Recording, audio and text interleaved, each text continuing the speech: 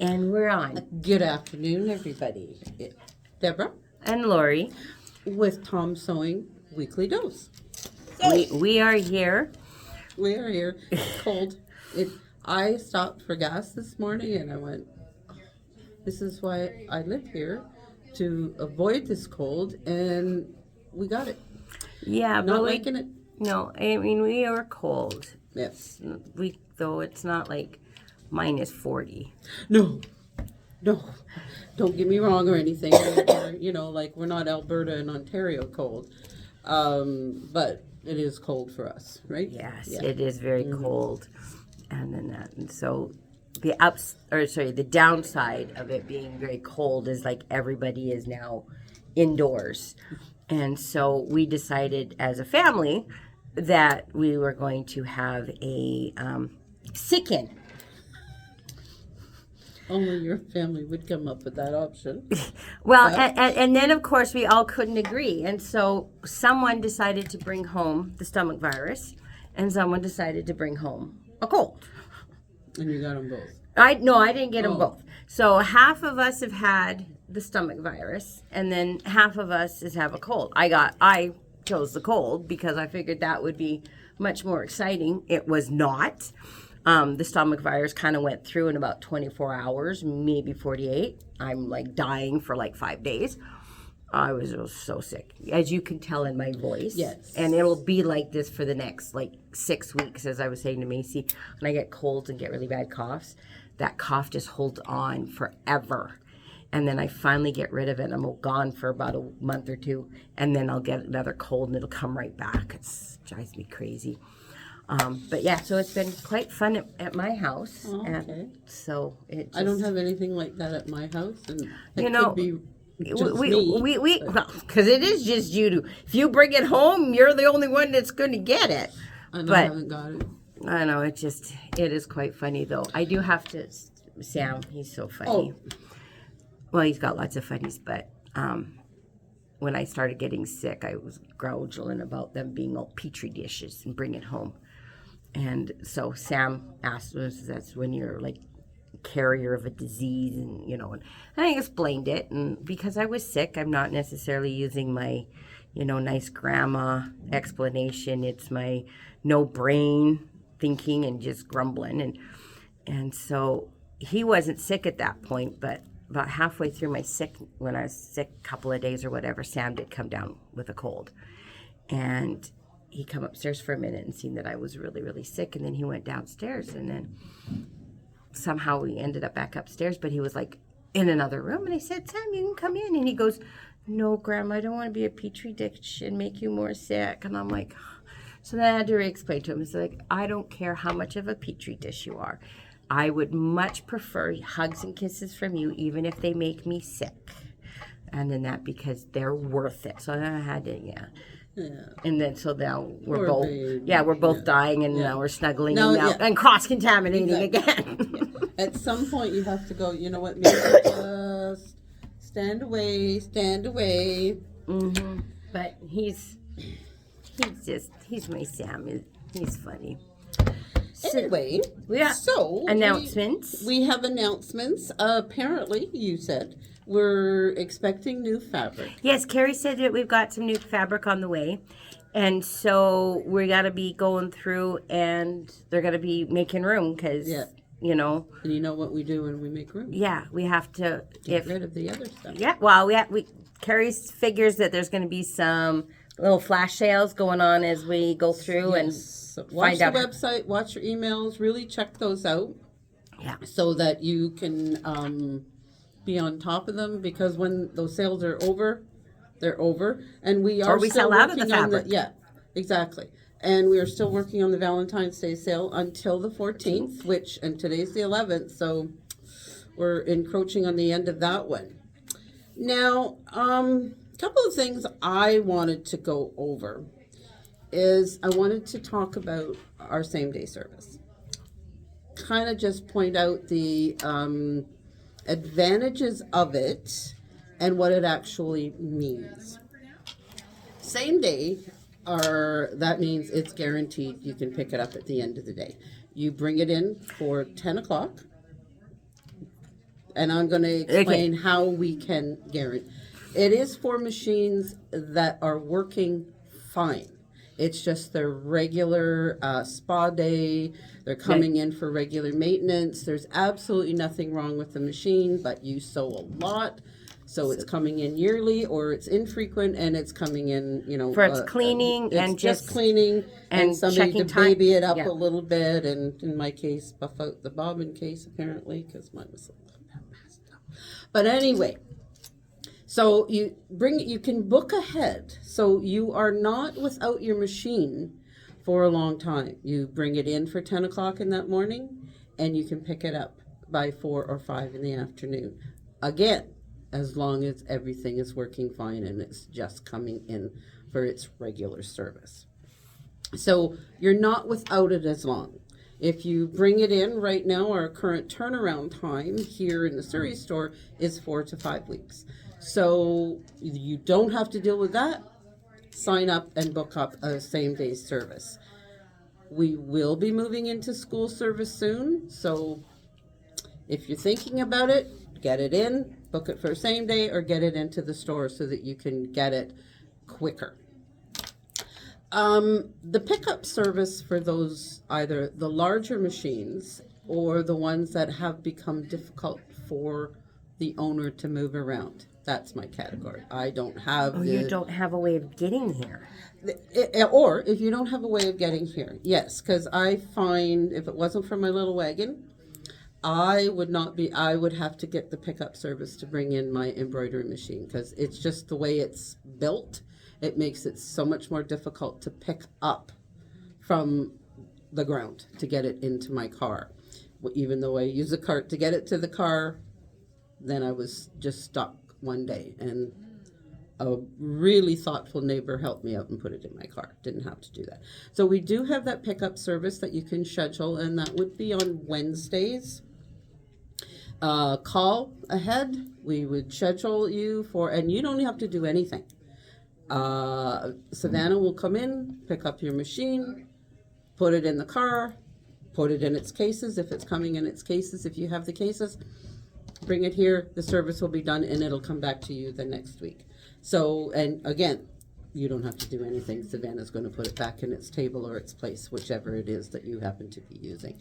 So just like to get those two things, because sometimes they're not exactly clear on what we mean by the pickup service and the same day.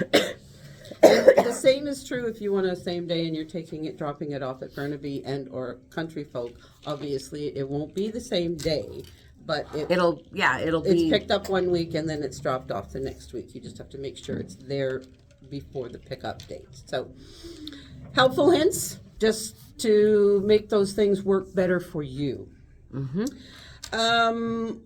Notion Devotion is it's always popular, and it is starting to fill up.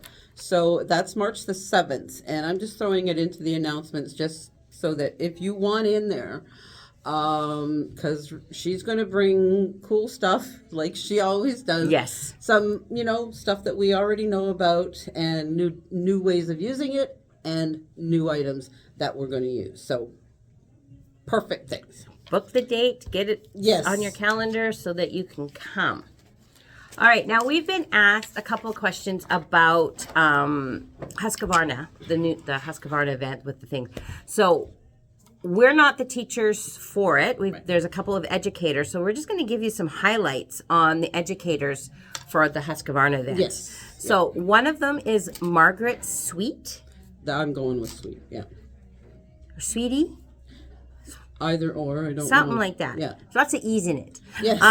Anyways, Margaret. Yes. She's from Halifax. Oh, yeah. Didn't know that. Oh, So- there we go. Yep, Halifax. She's from Halifax. One end of the country to the other. There you go. Isn't that cool? Yeah, she's probably cold, so she'll be cold out there. She should come here and do it in person instead of just Zoom. Yeah, that would have been a plan. Maybe that's why it is Zoom. She can't get out her door. And she's been with SVP Canada as a freelance educator since 2007. Wow. So that's a long. That's long term. That is long term. Yeah, in a couple of years, she'll be there for 20 years. So Yes. that's a lot. Yeah. Okay. Yeah. So her interests include garment sewing, quilting, and embroidery for personal use. This passion subsequently led her to learning more about expanding the sewing industry, including new software and hardware technologies. She travels. She does. She travels. She seeks out classes, stores, textile, museums, and other inspirations to enrich her knowledge. Yeah. I think we all do that without knowing that's what we do. Yeah, pretty much. We pick up ideas, yeah. So, some of her projects have been featured on a needle pulling thread. So she's been published. Yes. She's been published. She's been published. Just like a professor wanting tenure. And then the other, Professors in order Oh, to yeah. get tenure. Okay. Just had to throw that in there. Don't mess with my still recovering sick Sorry. brain. That's okay. That was sincere. No, yeah, I know it was. The other educator is Elaine. I'm not Thoreau? even there. Okay, I'm going with Thoreau. there you go. She's the one that we had in in person here when we did our Husqvarna launch event. Oh, yeah, that was fun. So, and she's been with SVP Canada for 7 years and has taught the art of quilting for over 23 years. That's a long time. Yeah, so she's expanded her knowledge and expertise to machine embroidery, garment sewing, and technology. So the software that ties this new and exciting sewing world together. She is a blogger for Quilt Social and does an excellent review of different sewing machine models. So she's really good That's always handy. Yeah. Mm-hmm. She's a quilt designer, pattern writer, and her work has appeared in numerous Canadian American publications. So she's been published. She's been published too. Yes. So the Husqvarna Zoom classes are on March the 6th, the 12th, 18th, and 25th. Yeah. They're all going to cover something different. They are a lecture or a seminar series. It's not a Pull out, sewing. pull out your machine and sew. And the Zoom link will come from Husqvarna, not us. So because we've had people who signed up and they didn't get the link the way they normally would with us if it was a Zoom right away. That's why. Yeah. It will go out a couple of days before the class. So get your name in there. Yeah. So when you register, it looks like you're registering for an in-person class. Yes. But it is right. a Zoom. Yeah, that's helpful, yes. The Sit and Sews here in Surrey, the next one is the 20th because this coming Monday is a stat. And for country folk, it's the 22nd. Cake Therapy in Country Folk is the 25th, and here is the 26th. And again, in both places, it's Tom doing the presenting, so it's fun. And a free pattern, which is always good. A nice free pattern is, entertainment. I was going to say cheap entertainment, but I don't really want to call my boss cheap. Cheap. I might not want to go there. No. And we don't have a lot of classes to speak about because they're full, which means there is a waiting list option. You can, if you see a class you would like to take, you can add your name to a waiting list, and if we get sufficient numbers in the waiting list, then we can add a second, or in some of the cases here, a third class. Talking from a teacher's point of view, I do get a lot of a couple of comments and stuff like that. Why don't we have bigger classes? Because usually for our hands-on, we max out about 6, 7 is where we kind of max out, depending on the machine or the class. And the reason for that is we have found, because we've had classrooms of different sizes throughout the years, and working as a teacher, it is much nicer to have a class of about 6 or 7. That is a good size class, especially when you are dealing with people who are new to either machine embroidery or sewing, and they're learning a new skill or a new technique. When you have a lot of people, it is harder to help them the way that they need help. Because if you've got like 6 people in a whole bunch of different areas, and then you're constantly running and helping, and then this person needs help, and then that person, and you don't get the attention and the help that you really do need. And a lot of times, people who need help won't ask for help because they don't want to be a problem. And then they leave class not feeling that they really learned something, or that, they're still struggling or whatever. So when we have classes of 6, even if I have 6 people who are new, I'm able to help them and address them because they're all kind of learning at the same time. So we're all kind of at the same speed. Now, that being said, that doesn't mean I'm just going to hold one class for 6 people. I would rather do 6 people and do the class 3 times. Yeah. So I am more than happy to do any of my classes. So once it's filled, if there's more, that's why we talk about a wait list. Yeah. If it's full, get your name and sit there and say, I would love to have the class. And myself and the other teachers will happily put in another class to meet the need. Because it's much nicer that way than to do a lot. And I have found that more when the classes are smaller, I get a lot more feedback of, I really felt that I got help today. I really learned something. I was able to get the understanding there that I needed to. So that is why we have kind of chosen to have the smaller class with the smaller classrooms and stuff, because we really want to meet the need.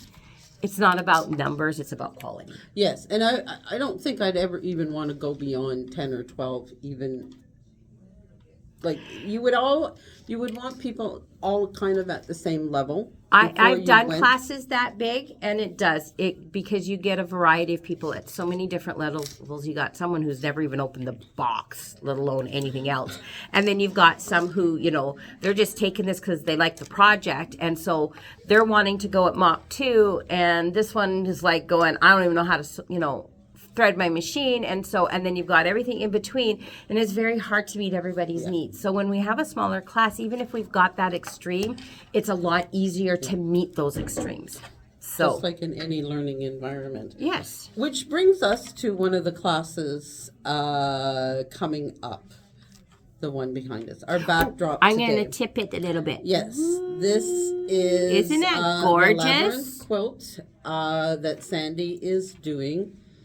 I think there might be 1, maybe 2 spots left. And again, as we've said before, classes with Sandy are limited. So our time with her is limited. She is moving to Ontario. Nobody reading anything into that look you just got. But... And anyway, this is a phenomenal, very popular. She'll walk you through this. She can, so if you got a panel and you've got some coordinating fabric, here's a look. It's great. And he's beautiful. This particular one is just beautiful. We got a couple sneak peeks. So yes. I know I kind of showed this, but I got the fringe done on the little flowers. So this is Hopping Down the Bunny Trail, the Kimber Bell bench pillow, or you can finish it off at a wall hanging. We can do a couple different things. So that's these ones. And then I was feeling better, so I started sewing, and so I've started the sample. This one isn't in the class schedule yet, but it's coming because I have to send the dates to Carrie and everything. But look, it's the top 2 panels. There's another one down here. This one is from Sweet Pea.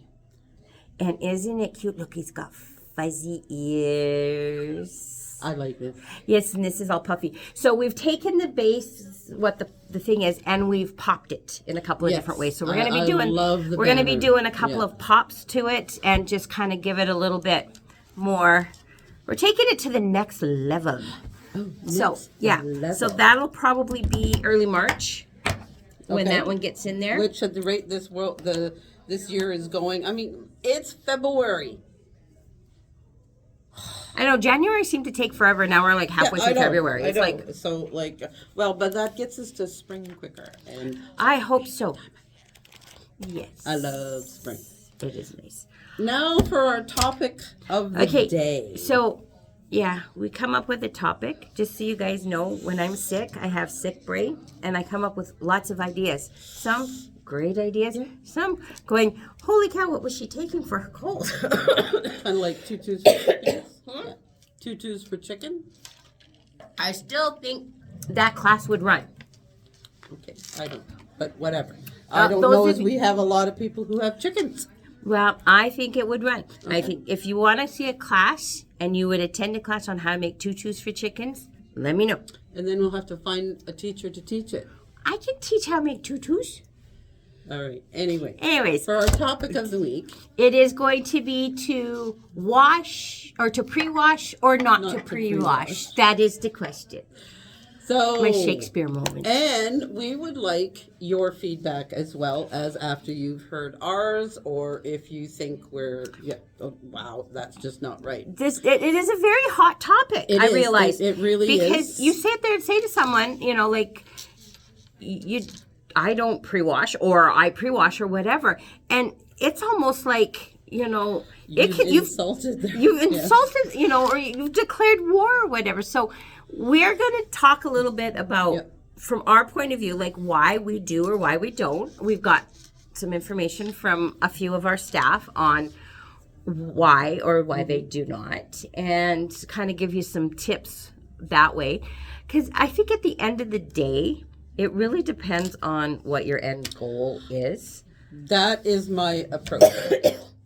If it's garment and it is anything other than polyester, if it is wool, it's cotton, it's strip, I'm going to wash it.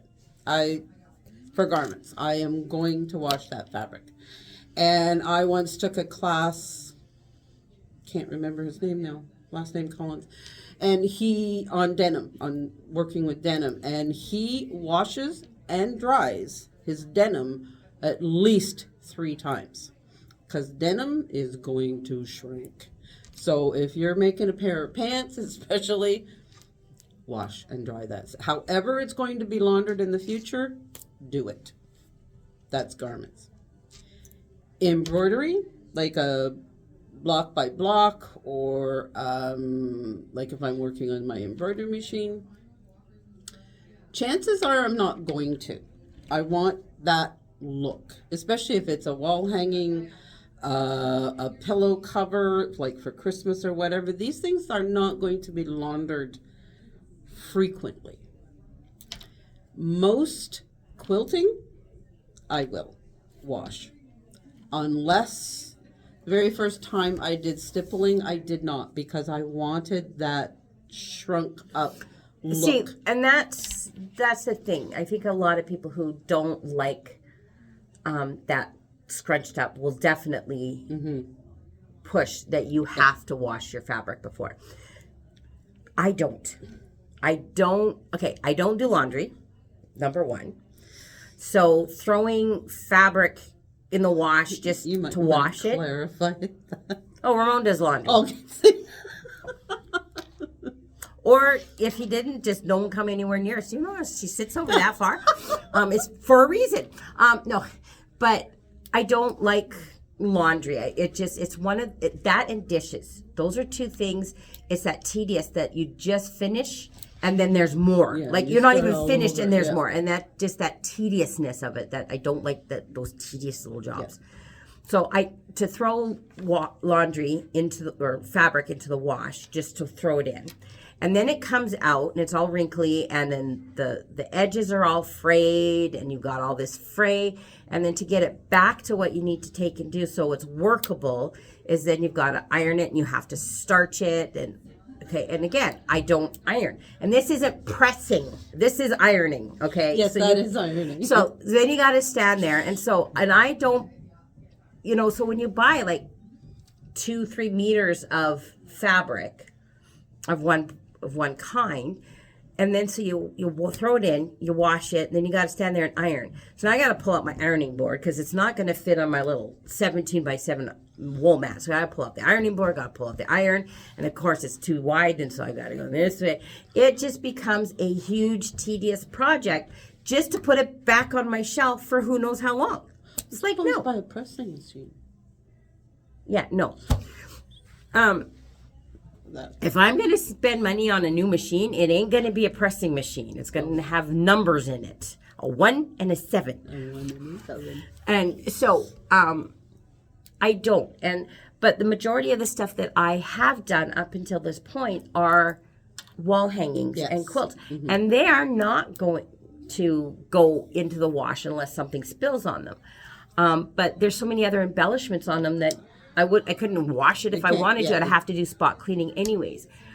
But now that I've gotten back into quilting, then that's kind of where this thing is like, should I pre-wash my fabric? Should I not? And that debate. And I've looked up so many different areas and I've asked so many different people. And like I said, you get so many different answers and it really does boil down to preference. But I like that shrunken look because cotton, if you are using high quality cotton, it is only going to shrink about 2 to 3%. Yes. If you're using lower quality cotton, or a mix of the two, because lower quality will shrink more. Yeah, much more. The weave is looser. Yes.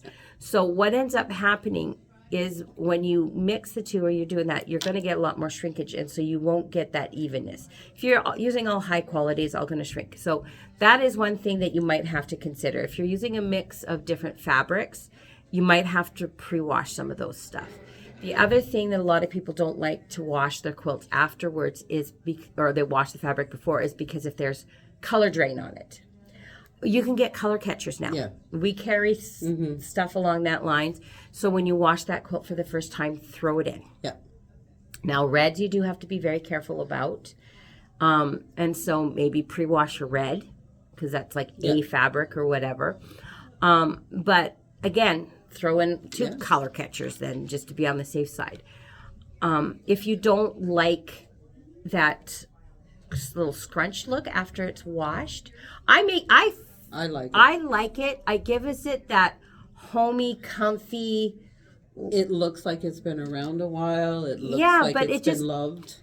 It gives it that homemade look that someone has spent the time, and it's, so my grandkids, they're quilt wet, and they love it, and they love that feel to it, and so if you don't like that look, then you do need to pre-wash. Yes, absolutely. Yes. Yeah. But I find that for the amount of work that it takes, especially when I'm limited on my amount of time, yes, I don't find that it's necessary. And it comes down to personal preference. It really does. It does come down to because except in the instances where we pointed out. Because the flip side of it is, okay, so you pre-wash all your fabric.